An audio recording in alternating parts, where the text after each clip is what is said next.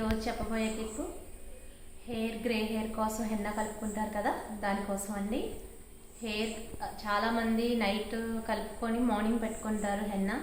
Time లేని వాళ్ళు, time ఉన్న వాళ్ళకి కూడా నైటే కలుపుకోవాలని లేదండి.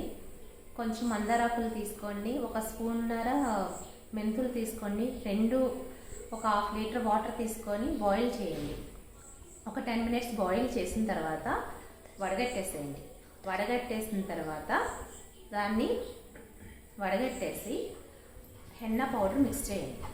మిక్స్ చేసి కావాల్సినంత వాటర్కి, లేదు నీళ్ళు సరిపోలేదు అనుకుంటే కూడా చల్ల నీళ్ళు పోసుకోవచ్చు. మీరు కొంచెం మామూలుగా కలిపేసేసుకోండి. కలిపేసుకున్న తర్వాత ఎగ్ వైట్ చల్లగానే అవుతాయి కదండి నీళ్ళు, అవి ఎగ్ వైట్ ఒకటి వేసుకోండి. ఒక స్పూన్ నిమ్మరసం కలపండి.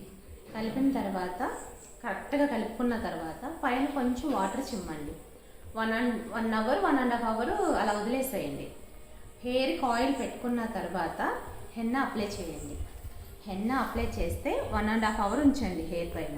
మార్నింగ్ కలుపుకోవచ్చు అండి, మార్నింగ్ కలుపుకోవచ్చు, గంట ముందు కలుపుకోవచ్చు, గంటన్నర ముందైనా సరిపోతుందండి.